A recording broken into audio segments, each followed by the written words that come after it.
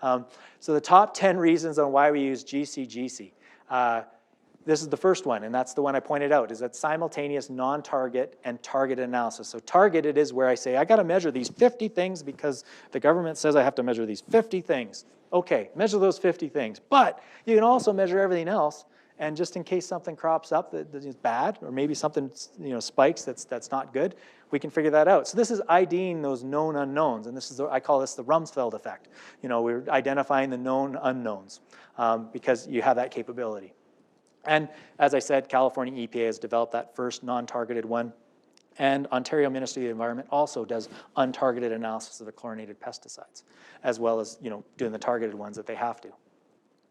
GCGC also allows increased peak capacity, less coelutions. I say less, almost none. Like if you do your chromatography right, you can have almost no coelutions. And with mass spectrometry, even if you have a little coelution, you can probably get rid of it. So literally, there's no more excuses for interferences in your analysis because GCGC can take that away. So if you're having that trouble of, I can't see my peak because there's a bunch of stuff in front of it, which we have with arson analysis, GCGC is the technique to take away those interferences so I can see what I need to look for. We have a structured chromatogram, and this is really important to communicate, is those chemicals, in your chromatography, those chemicals come out as families. So I can look at families of compounds and how they change from sample to sample. So how important is that for toxicity, to know that these chemicals disappeared and these ones didn't, or the lighter ones are gone and the heavier ones are still there, or the aromatics are gone but the branched-chained alkanes are not. So huge implications for toxicity assessment because you can see the families of chemicals and you can see which ones are there and which ones are disappearing over time. So that has huge implications and a lot of insight for your sample analysis.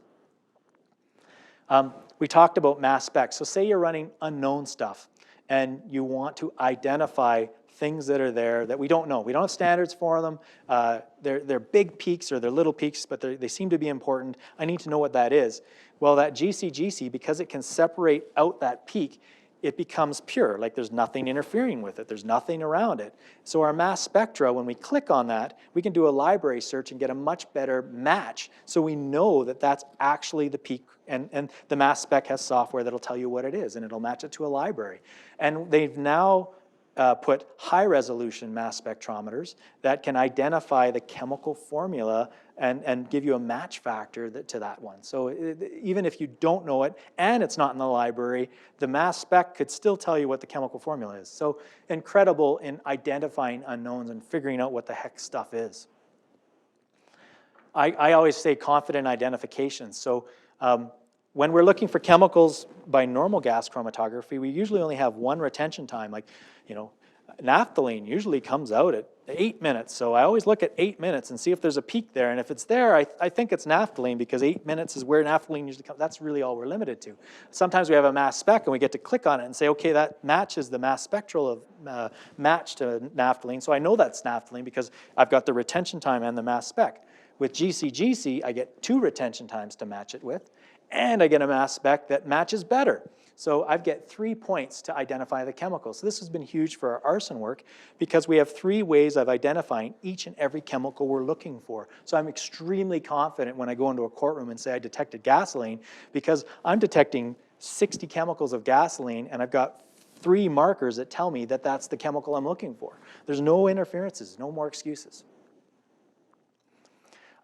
The labs would be happy about this, but this reduces the length of sample prep. You don't have to clean up your samples as much. Now, there's no excuse for injecting dirty samples and wrecking your instrument, but you don't have to clean up stuff. You can direct inject stuff. So we can do dilute and shoots on product samples from groundwater wells with no issues at all. Headspace analysis, put it right in the instrument. The separation pulls away those interferences almost automatically. And again, we do this with our arson work. We just do a simple headspace.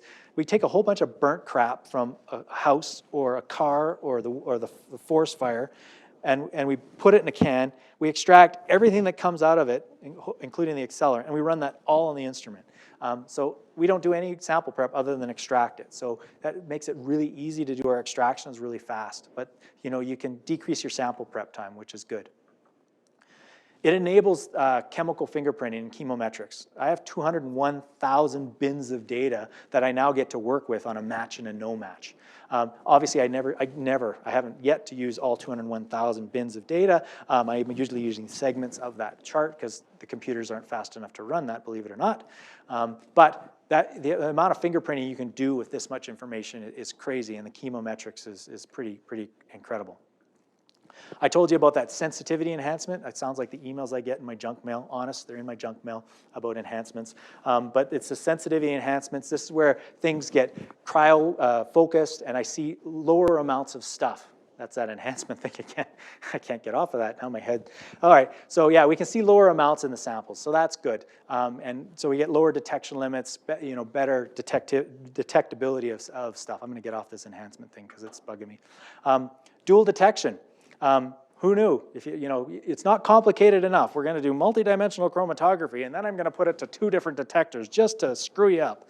But what that allows us to do is I could send some to an FID, which is a flame ionization detection, which allows quantitative determination of the chemicals. And I could send a little bit to the mass spec to identify.